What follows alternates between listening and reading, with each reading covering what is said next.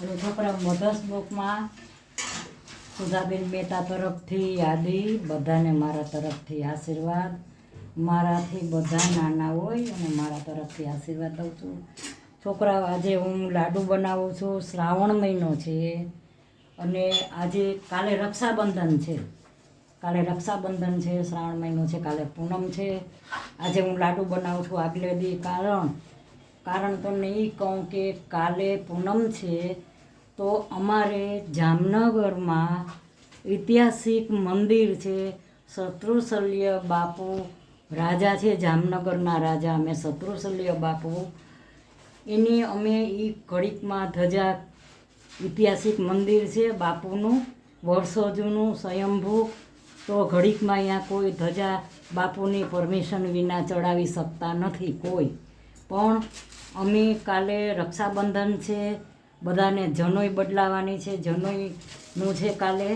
અને મેં નક્કી કર્યું છે કે હું ધજા ચડાવું. ભીડભંજન મહાદેવ જે જામનગરમાં હશે એ ઓળખી જશે. જામનગરના ભીડભંજન મહાદેવ પ્રખ્યાત મહાદેવ છે. એને ઘડીકમાં ધજા બાપુએ ચડાવી હતી, ધજા શત્રુશલ્ય બાપુએ. હવે એ ધજા ઉતરશે અને અમે ચડાવશું ધજા. એ ધજાની પ્રાઇઝ, એક ધજાની પ્રાઇઝ 7,000 રૂપિયા છે. ખાલી તમે ધજા ચડાવો એના 7,000 છે, 7,000 રૂપિયા. હવે એ હું ધજા ચડાવું છું મહાદેવને. હું બહુ માનું છું. ભગવાનથી વિશેષ પૈસા નથી દુનિયામાં.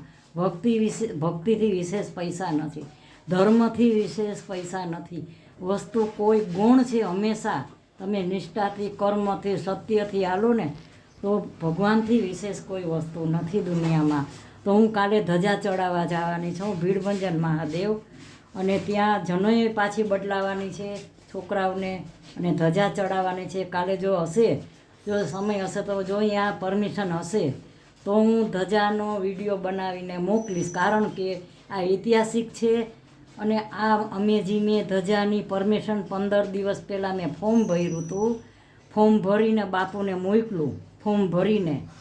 અને બાપુની પરમિશન હોય તો જ ધજા ચડે છે, ને ધજા ચડતી નથી જામનગરમાં.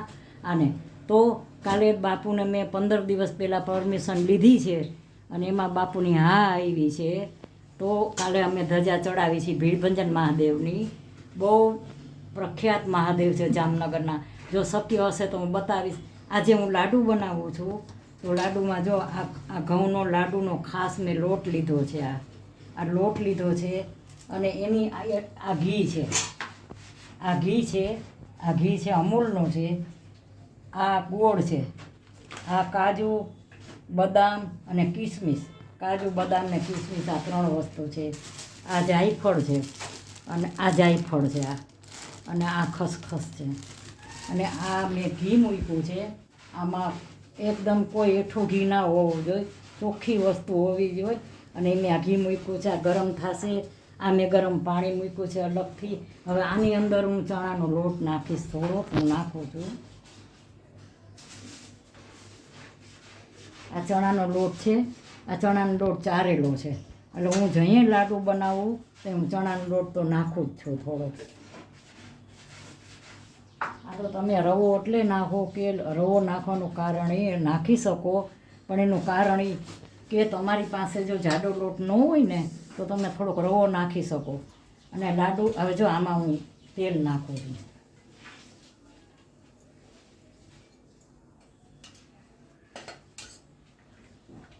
એટલે બાપુની પરમિશન ઘડીકમાં મળતી નથી. હજી હું અહીંયા ધજા ચડાવવાની છું. પછી સિદ્ધનાથ મહાદેવ, એ પ્રખ્યાત, જૂનામાં જૂના પ્રખ્યાત જામનગરના સિદ્ધનાથ મહાદેવ છે. હવે સિદ્ધનાથ મહાદેવને પણ ધજા ચડાવવાની છે. ત્યાં પણ એ જ ભાવ 7,000.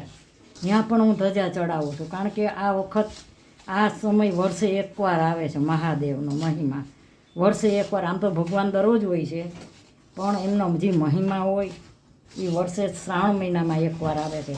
એટલે સિદ્ધનાથ મહાદેવની 1 તારીખે વિચાર છે ધજા ચડાવવાનો. ત્યાં સિદ્ધનાથ ચડાવવાનું. પછી સપડા જવાનું છે. ત્યાં ગણપતિનું મંદિર છે. ત્યાંનો વિડીયો જો પરમિશન હશે તો બતાવીશ. પછી 2-3 દિવસ પછી જોગવડ માતાજીને જોગવડમાં સાક્ષાત છે માતાજી જોગવડમાં.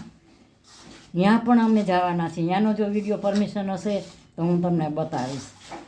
તો આજે હું લાડુ બનાવું છું. હવે આ મેં ગરમ પાણી કર્યું છે. આ ગરમ પાણી કરી અને હું જો હમણાં બધાય પીંડિયા વારીશ.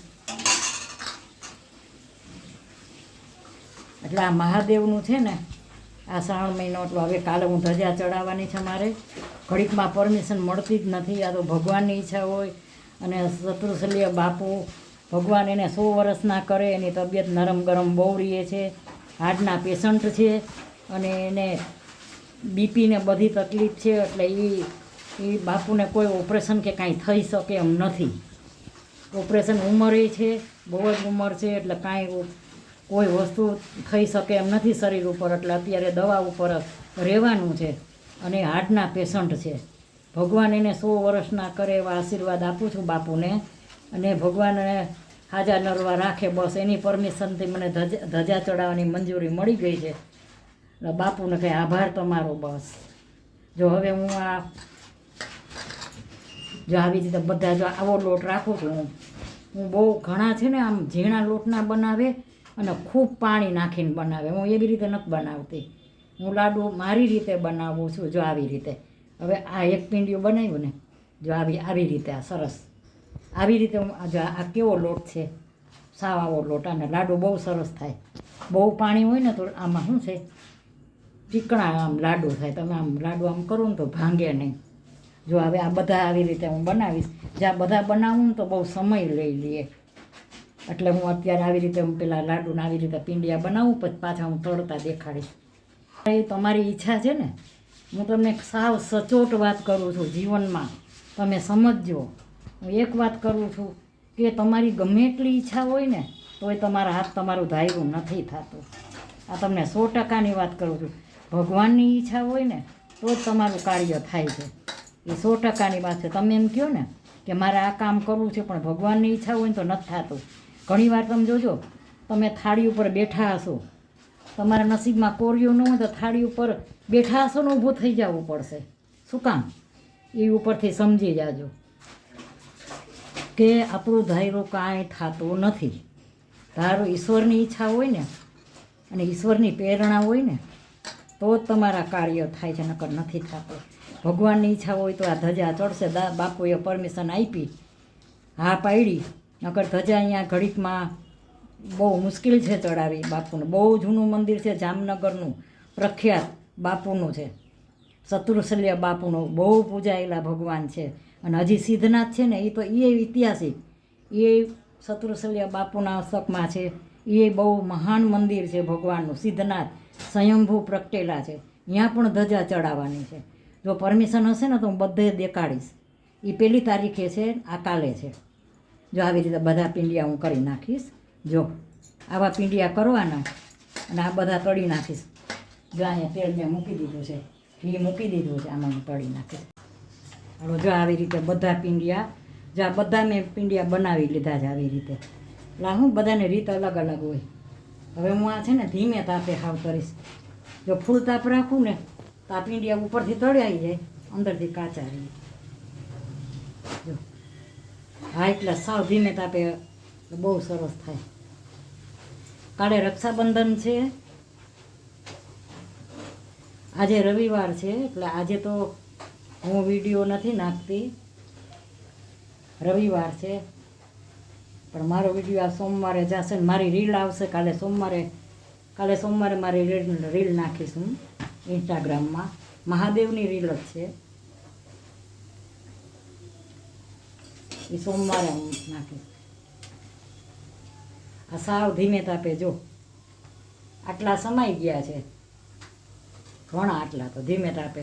હવે આટલા બીજી વખતે નાખીશ. હવે આ તળાઈ જાય ને એટલે બટલા વાને તળીશ સાફ. જો આવા તળવાના 1 ગ્લાસ. જો અંદર ને અંદર હજી આ ગરમ ગરમ છે ને તો અંદર ને અંદર મેં બહુ ધીમે તાપે બનાવ્યા. અને હું આમ બહુ તેલ નહીં નીતારું, કારણ કે આ તેલ છે ને એ પી જશે. આ જો આવા બ્રાઉન તળવાના 1 ગ્લાસ. હવે એકદમ ઠરશે ને, સાવ ધીમો તાપ રાખ્યો તો સાવ. આમાં શું છે, આનું બધાની અલગ અલગ રીત હોય, કોઈને કેમ ફાવે, કોઈ બીજી રીતે બનાવે. અને આ તો ભાખરી, તમે કઠણ ભાખરીનો જેને ન આવડતું હોય ને, નવી નવી છોકરીઓ હોય, દીકરીઓ નવી નવી હોય ને ના આવડતું હોય ને, તો શું કરાય, આવું કાંઈ ન આવડતું હોય તો ભાખરીનો લોટ, જાડો લોટ હોય ને ભાખરીનો, એ સરસ મોણ નાખીને કઠણ લોટ બાંધી નાખવાનો. પછી ભાખરી તમારે બનાવી નાખવાની સરસ કઠણ લોટ બાંધીને. ભાખરી સરસ કરી બનાવી, અસર લોટ કઠણ બાંધવાનું, જાડો લોટ રાખવાનો. પછી ગ્રાઇન્ડરમાં પીસી નાખવાનો એટલે સરસ ભૂકો થઈ જાય. પછી એમાં ગોળ ઘી ગરમ કરીને મિક્સ કરી નાખવાના જોઈએ એમ, બસ. આમાં કાંઈ મોટી વાત નથી. ન આવડતું હોય ને, નવા અટાની દીકરીઓને કદાચ આ લાડુને એવું ન આવડતું હોય તો એના માટે આ સહેલી રીત છે સાવ. ભાખરીનો લોટ કઠણથી બનાવી, બાંધી અને ભાખરી બનાવી નાખવાની, પતી ગયું. એને ધીમે તાપે બનાવી. કાજુ છે, કાજુ બદામ ને કિસમિસ તણ્યા તળી નાખ્યા છે તેલમાં. અને આ જમવામાં આવે ને બહુ મજા આવે.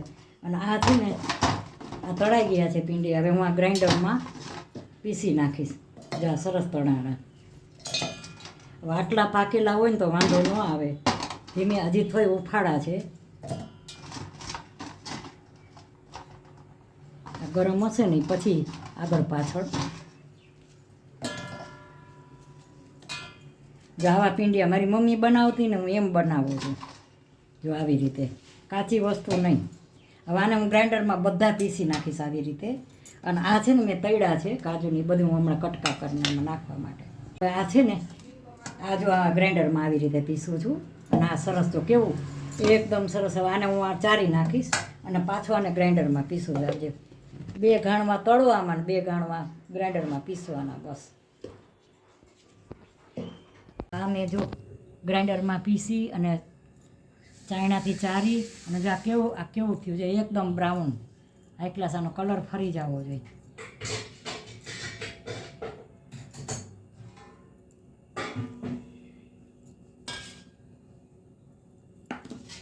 હવે છે ને હું આ ઉફાળું તો છે, હવે હું આમાં ગોળ ભેળવી અને પછી ઘી ગરમ કરીને બતાવું છું. આમાં હું ગોળ ભેળવી લઉં, બસ આવી રીતે હું આ આખામાં ગોળ ભેળવી લઉં. બહુ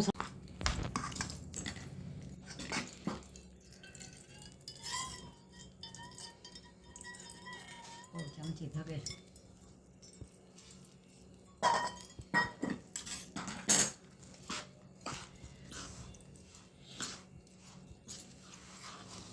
આમાં ગોળ ભેળ્યો. હવે આમાં મેં ગરમ ઘી કરીને નાખ્યું, અમૂલનું ઘી છે. એટલે કાલે ધજા ચડાવીશ ને, પણ હવે જો ઇલાવટ હશે ને તો હું વિડીયો બતાવી શકીશ કાલે. ભીડભંજનનો જો ઐતિહાસિક મંદિર છે ને, બહુ વર્ષો જૂનું રાજા રજવાડાના વખતનું છે, અમારા શત્રુશલ્યા બાપુના. તો હવે પરમિશન તો મળી ગઈ છે અમને, પણ હવે જો આ પૂછી જોશું, જો ઇલાવટ હશે ને કે ભાઈ તમે વિડીયો ઉતારી શકો છો તો હું બ્લોગ મૂકીશ, નકર નહીં મૂકી શકું. કાલે ચડાવવા જાય છે ધજા.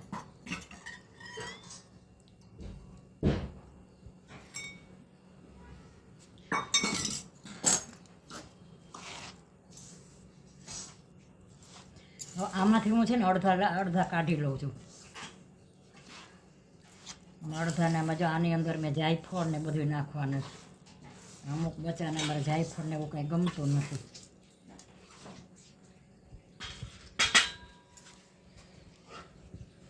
અલગ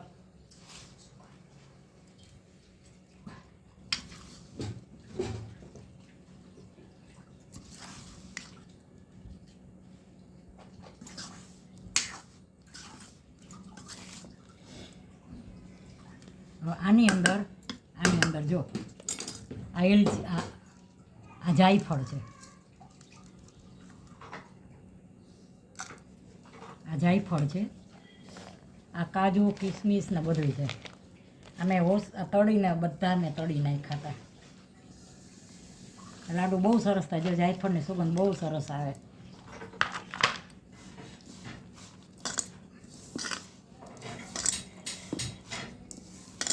બસ જો આ આવી રીતે બનાવ્યા છે. આમાં છે ને મેં કાંઈ નથી નાખ્યું, છોકરાઓ ખાતા નથી ને એટલે. હવે હું આ ખાલી વારવાના છે, વારીને બતાવું.